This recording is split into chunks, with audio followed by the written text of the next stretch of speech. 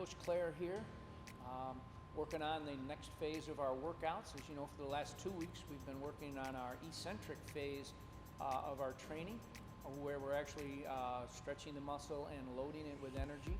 Now we're going to work on our isometric phase, which is basically the connection between this eccentric, or lengthening of the muscle, and the concentric movement, which is actually contracting the muscle and moving our power forward. So basically, what is this isometric exercising? Basically, we're looking here at a V. Now, I want to give you a sense of this by showing you something. This is our triphasic training and certification manual that both Coach and S and I have used to get our certifications. You'll notice right on the cover, you'll see a V here. That V is basically the background or the backbone for triphasic training. Again, what we've been doing, elongating the muscle, stretching it, loading it with energy, so then it can then transition into contracting with power. That's our V, and the isometric portion is right at the point of that V. Now let's take that V just a little bit further now. Up at Minnesota, where they found this V to be effective, was with a couple of track athletes. We're going to call them Ben and Tommy. Both were shot putters at the University of Minnesota. Interesting, they had the exact same maximum bench press, 405 pounds. But that's where things differed. Where Ben was throwing the shot almost 12 to almost 15 feet further than Tommy. And they were wondering, what's the difference? Strength was the same. What's the difference? So let's take a look at this now. This is now Ben versus Tommy. Again, you're going to see two V's here if you look carefully, but they're vastly different. First of all, we're going to look at Tommy, who's in the red. Now, Tommy is the one that didn't quite have the distance in his shot, but you also notice his V is more like a U.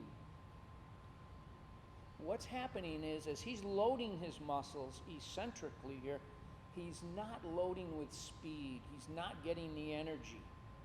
Also, you also see it translates into very little energy coming out, as difference with Ben's V.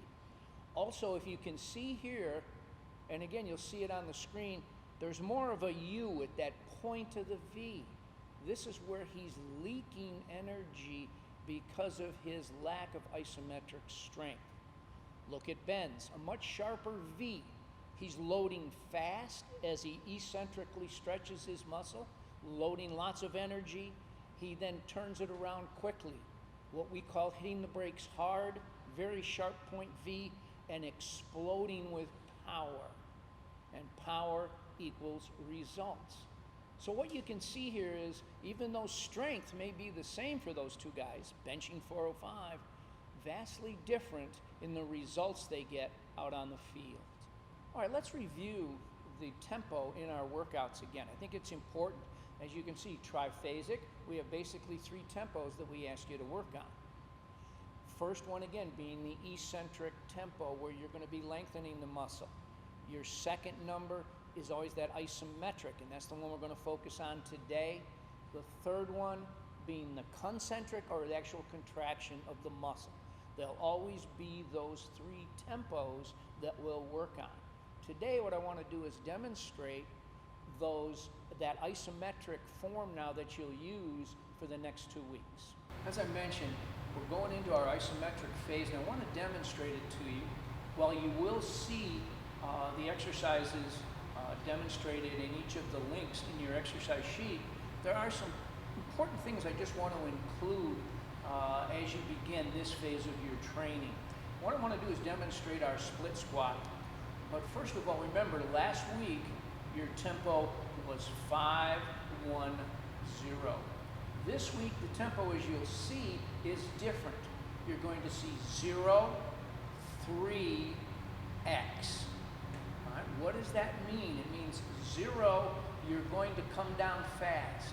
And that's the key point here too, as we do this isometric workout. pull down. Don't just drop down, pull down, and then as I've always said, and you guys remember if you've been with me, hit the brakes hard. The idea is to stop immediately, don't leak energy, and then hold it for that 3 count, keeping the muscle tense. This is not a rest phase, this is holding the muscle tense, and then exploding up with the X. 0, 3, X. Let me demonstrate that for you here, again with our split squat. I'm going to grab my trusty weight. Got my spaghetti sauce. Is that something you may be using at home too? I'm going to, again, get into my split squat where I'm up tall. The weight is still on my heel here.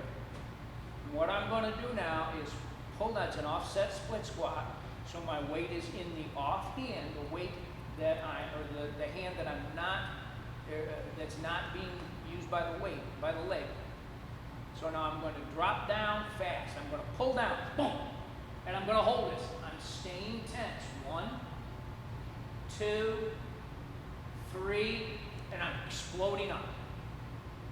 I'll do that again for you. Again, I'm going to pull down, hold for a 3 count, holding tight, holding that energy. Ready? 1, 2, 3, and I explode up. That's your isometric workout, folks. Now what I would do is encourage you to start with light or moderate weight your first day as you do these workouts. Get the feel of that tempo. You know, I've always said our form is important, as is our tempo. Get those down first, then start adding more weight as you go. Good luck with your isometric work. It's going to make a big difference in your power output this fall. We'll look forward to seeing you next week.